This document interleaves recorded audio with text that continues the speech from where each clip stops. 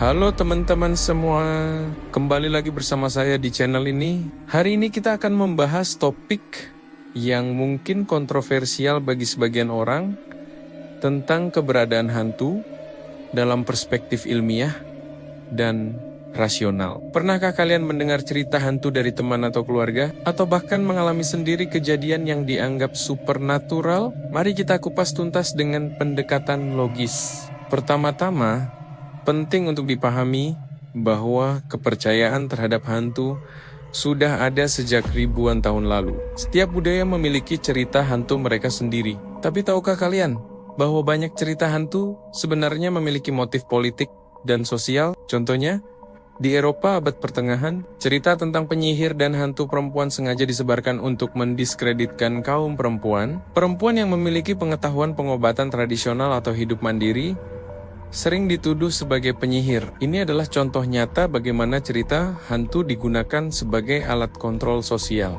Di Indonesia sendiri, banyak cerita hantu yang sebenarnya berawal dari propaganda kolonial. Kisah Sundel Bolong, misalnya, dipercaya sebagai cara untuk menakut-nakuti wanita agar tidak keluar malam sendirian. Sebuah bentuk kontrol sosial yang masih bertahan hingga kini.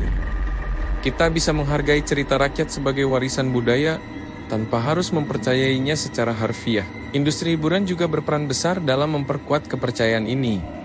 Reality show berburu hantu sebagian besar adalah rekayasa untuk rating video viral penampakan. Lalu bagaimana dengan penampakan hantu yang sering dilaporkan? Secara ilmiah ada beberapa penjelasan rasional. Padahal teknologi deteksi semakin canggih.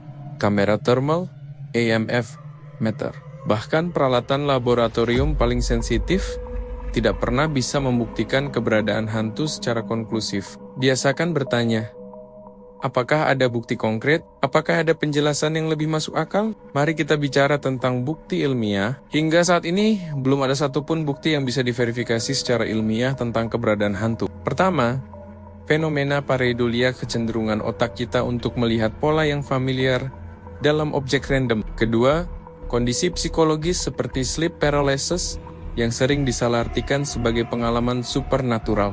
Dalam kondisi gelap atau sendirian, sistem limbik kita menjadi lebih aktif, membuat kita lebih mudah menginterpretasikan stimulus acak sebagai sesuatu yang mengancam. Ini adalah teknik yang digunakan para medium untuk membuat ilusi seolah-olah mereka bisa berbicara dengan hantu. Mereka sebenarnya hanya menggunakan tebakan umum dan membaca bahasa tubuh. Ketika menghadapi sesuatu yang tampak supernatural, carilah penjelasan logis terlebih dahulu.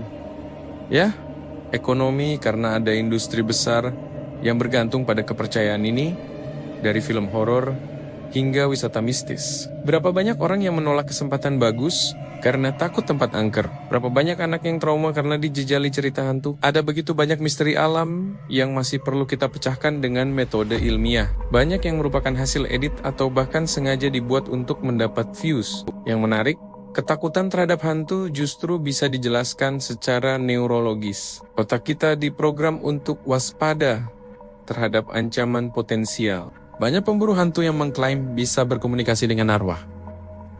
Tapi tahukah kalian tentang teknik cold reading? Jadi mengapa kepercayaan terhadap hantu masih bertahan? Jawabannya kompleks. Ada faktor budaya, pendidikan, bahkan ekonomi. Namun penting untuk diingat, menolak keberadaan hantu bukan berarti menolak budaya atau kepercayaan leluhur. Yang perlu kita lakukan adalah mengembangkan pemikiran kritis. Ketakutan terhadap hantu seringkali justru membatasi potensi kita. Mari bersama-sama membangun masyarakat yang lebih rasional dan kritis. Dunia nyata sudah cukup menakjubkan tanpa perlu dibumbui cerita supernatural. Bagaimana menurut kalian? Apakah kalian punya pengalaman yang dianggap supernatural tapi ternyata punya penjelasan logis? Ceritakan di kolom komentar ya. Jangan lupa like, subscribe, dan share video ini ke teman-teman yang masih percaya hantu. Sampai jumpa di video berikutnya.